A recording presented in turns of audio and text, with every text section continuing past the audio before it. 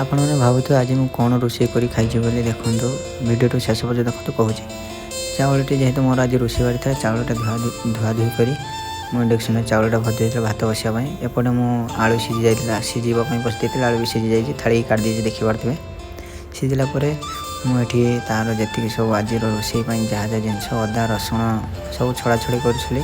ଅଦା ରସୁଣ ଛଡ଼ି ଛାଡ଼ି ଦେଖିବା ଛେଞ୍ଚୁଥିଲି ଛେଞ୍ଚି ସାରିଲା ପରେ ଦର ଛେଞ୍ଚା ହେଇଗଲାଣି ପୁରା ଛେଞ୍ଚି ଦେବାକୁ ଛେଞ୍ଚି ସୁଞ୍ଚା ସାରିଲା ପରେ ମୁଁ ଏପଟେ ଟିକେ ଭିଡ଼ିଓଟେ କରିଦେଇଥିଲି ଦେଖନ୍ତୁ କେମିତି କ'ଣ ପ୍ରକ୍ରିୟା ଚାଲିଛି। ଏପଟେ ଆଳୁ ବି କାଟା ସରିଥିଲା ସୋୟାବିନ୍ ପାଣିରେ ପକାଇ ଦେଇଥିଲେ ଯେହେତୁ ଆଜି ମୁଁ ସୋୟାବିନ୍ ଆଳୁ କରିବି।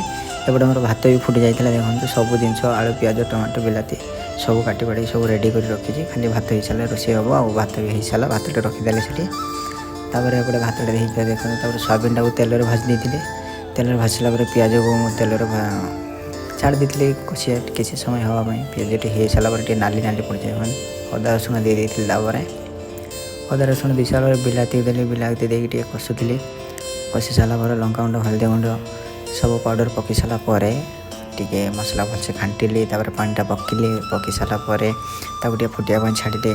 ଫୁଟ ଆସିଲା ପରେ ତାକୁ ମୁଁ ଆଳୁ ଆଉ ସୋୟାବିନ୍ ଯେଉଁ ଭାଜି ରଖିଥିଲି ସେଟାକୁ ମସଲା ସବୁ କଷିଦେଲି। କଷି ସାରିଲା ପରେ ମୁଁ ଟିକେ କଷୁଛି ଭଲସେ କଷୁଛି ଦେଖନ୍ତୁ କଷାକଷି ଚାଲିଛି ମୋର ପ୍ରୋସେସ୍।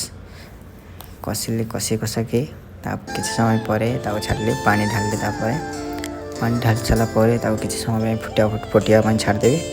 ଫୁଟି ସାରିଲା ପରେ ମୁଁ ଟିକେ ଏପଟେ ଯାଇ ଟିକେ ଫ୍ରେଶ୍ ହେଇକି ଆସେ ଗାଧେଇକି ଗାଇବା ଭିତରେ ଦେଖିଥିବା ଫୁଟି ଆସିଯାଇଥିଲା।